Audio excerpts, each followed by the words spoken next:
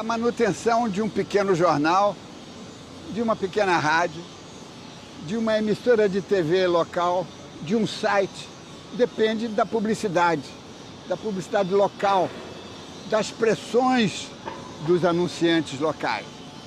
Poucos gostam de assumir isso publicamente, mas é preciso reconhecer que a sobrevivência de um jornal depende de uma dose de coragem. E essa coragem é muito difícil de ser exercitada todos os dias, todas as horas, em todas as edições.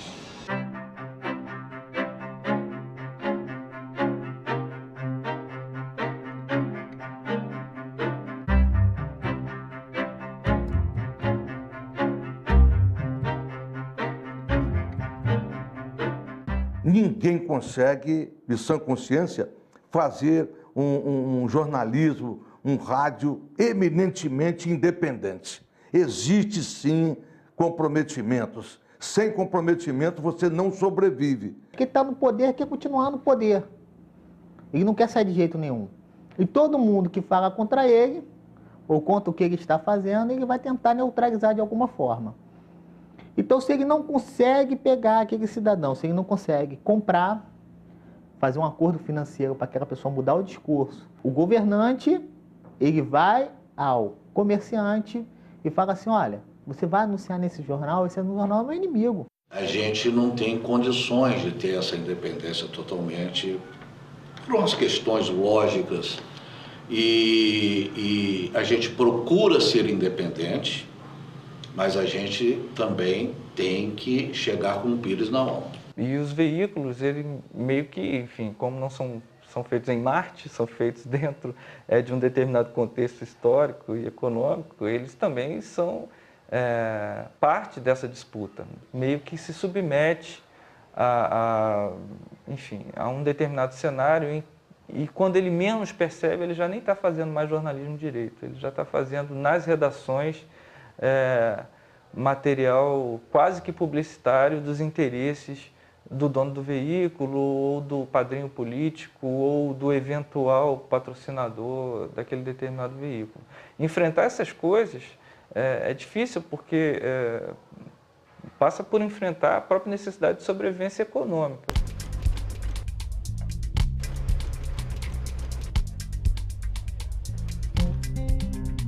As prefeituras têm obrigação legal de publicar seus editais e suas licitações no jornal da região. Como a prefeitura está editando, está botando o edital, ela se sente no direito de dizer, olha, eu quero opinar na linha editorial do jornal tal. A gente, por ser uma imprensa local, a gente tem o fácil acesso.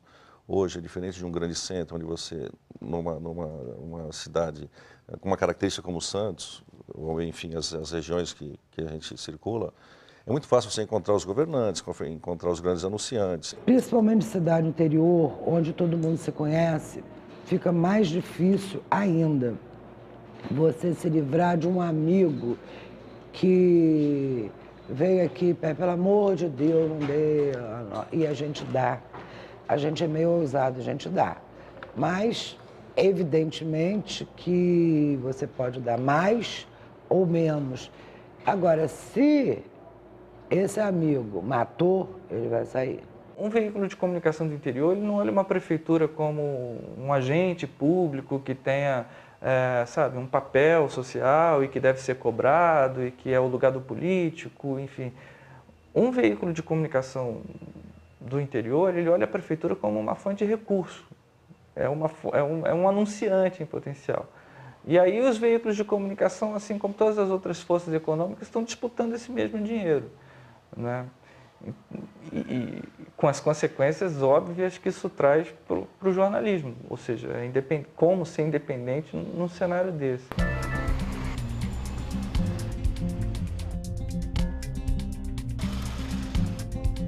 A mídia regional e local, ela é muito dependente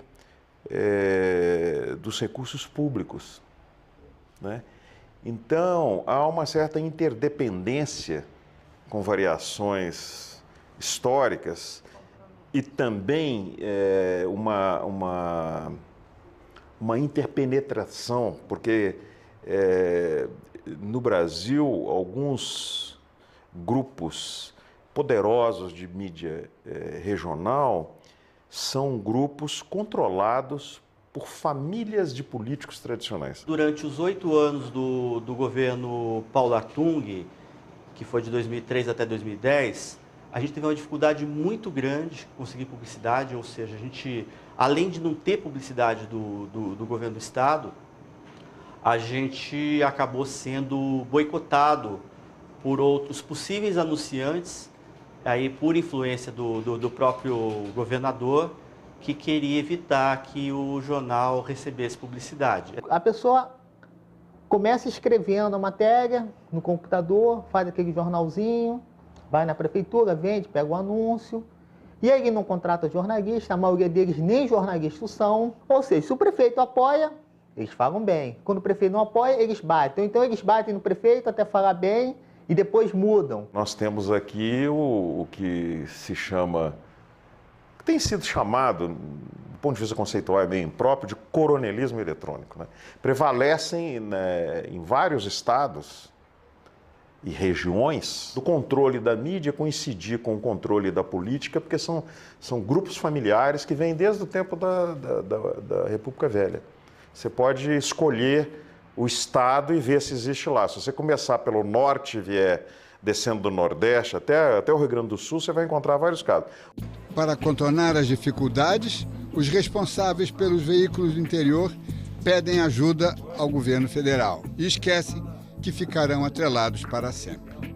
O governo federal sempre, através das reuniões que a gente participa como entidade, na NJ, por exemplo, que é a Associação Nacional de Jornais, eles sempre sinalizam essa questão da regionalização. Vamos regionalizar a mídia do governo, através de rádio, através de jornais locais. Mas isso acaba não acontecendo no que a gente imagina seria o ideal, né? Quando as verbas públicas vêm, chegam, pagam com atraso, normalmente, a gente acha ótimo, acha que computa como lucro e não como o pão nosso de cada dia.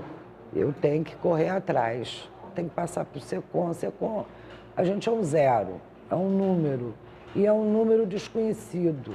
Então eu sinto que eles acham, é o que eu sinto, não estou dizendo que é, mas o que eu sinto é que eles acham que emprego anterior é tudo, entendeu? Tudo desprezível, é tudo caça-níquel, é tudo, até alguns sazonais, picareta.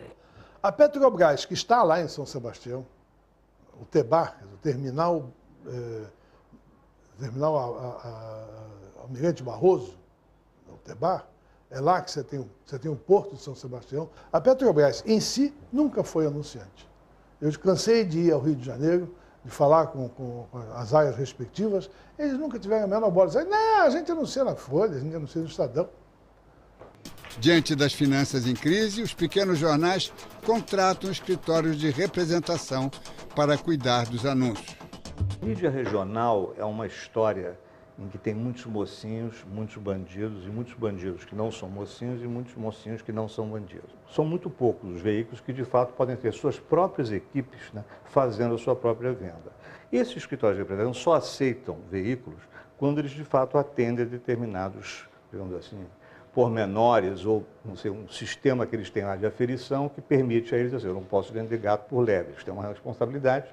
Então, para vender um veículo, por exemplo, como em Campos, ou Macaé, ou interior de Minas, ou interior de Goiás, ele precisa basicamente estar preparado para responder as perguntas que qualquer profissional de mídia vai fazer a ele, para que o anunciante, que é a palavra final da história, saiba onde é que ele está colocando o dinheiro dele, né? Algumas informações procedem, outras procedem mais ou menos, e outras muitas vezes não têm o menor fundamento. As agências de publicidade não estão nem aí para o jornalismo regional, ou seja, as agências não percebem que o futuro do jornalismo está exatamente nas edições regionais. Os grandes grupos não anunciam, porque eles anunciam por mídia share. E como você vai divulgar um mídia share? Você imprime 10, 15, 20 mil jornais, por exemplo, com o jornal O Globo, que imprime na totalidade 400 mil jornais, o Dia 150 mil jornais.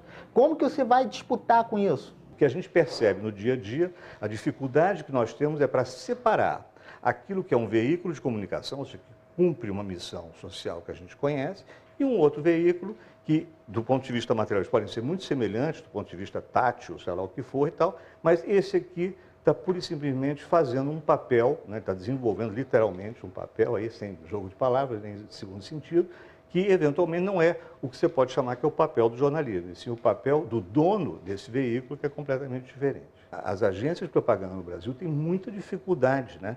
E nenhuma delas está disposta, não teria um retorno nunca, né? Um investimento que pensa, vamos então realmente varrer o Brasil e saber exatamente quem é quem, como que ele funciona e tal. Talvez a relação entre grandes anunciantes e imprensa regional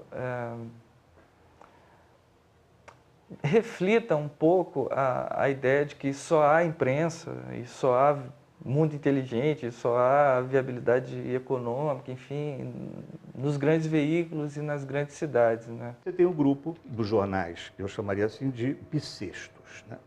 Esse, realmente, essa é, digamos assim, a grande doença, né, que toma conta da mídia brasileira. Então, esses jornais, exatamente por suas características, né, por não serem regulares, por não terem, né, quando eu digo periodicidade regular, por seus preços serem variáveis, são preços que necessariamente não estão numa tabela de preços pública, né, disponível, ou porque efetivamente eles não são jornais que nasceram para serem lidos, e sim jornais para serem pura e simplesmente transformados num negócio como qualquer outro. Ele é um receptáculo de anúncios.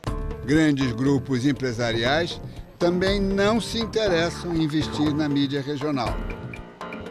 Nós sempre fomos, nós sempre denunciamos irregularidades dos grandes grupos. E quando eu falo dos grandes grupos, eu estou falando da Aracruz, que hoje é Fibria, a Samarco, a Vale, as grandes mineradoras. Então, assim, a partir do momento que a gente assumiu essa bandeira de jornalismo denuncista, a gente, vamos dizer assim, criamos inimigos. E depois a gente teve que pagar essa conta, porque, claro, por um lado, eles não tinham interesse em anunciar conosco e nós tivemos até alguns momentos que eles procuraram o jornal, querendo, restabelecer um canal de comunicação, vamos nos aproximar, a gente pode anunciar com vocês, mas com aquela proposta de vocês, a gente anuncia com vocês e vocês aceitam acabar com as matérias contra nós, tal, enfim, que denuncia as irregularidades das nossas empresas.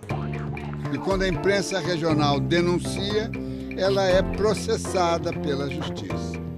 Até hoje, é claro, a gente vem sofrendo processos. Se fazer uma conta assim aproximada, a gente deve ter pelo menos aí 40 processos, entre processos que vêm do próprio judiciário, com processos que vêm das grandes empresas que não concordaram com as nossas críticas, enfim. Aí a gente tem uma coleção de processos, mas assim, a maioria dos processos até agora a gente sempre venceu.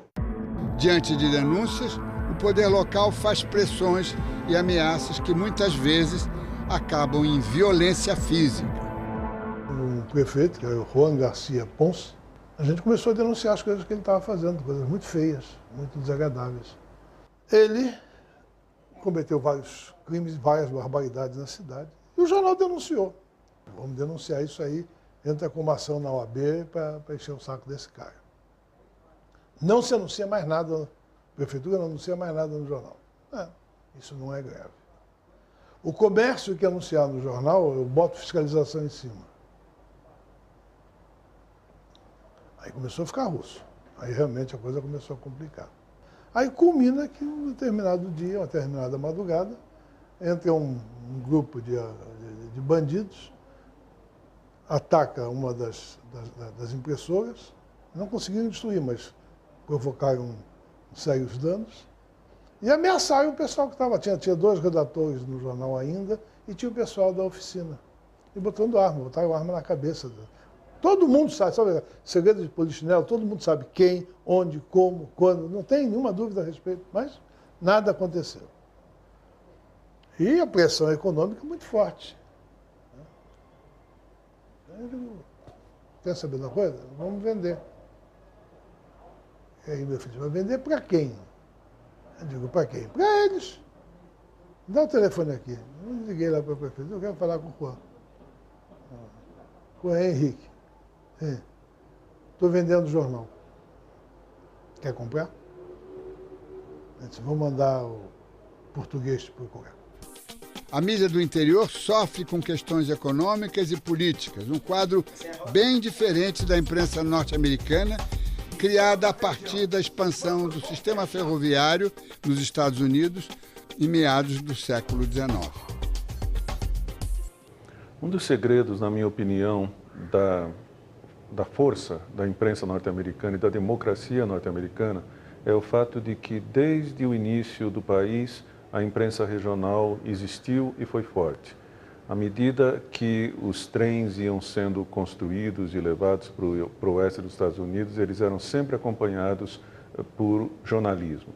Então, os jornais eram capazes de se sustentar com relativa independência em relação a governos, porque as comunidades locais geravam suficiente riqueza para ser capaz de manter o jornal por meio de anúncios, por meio de publicidade.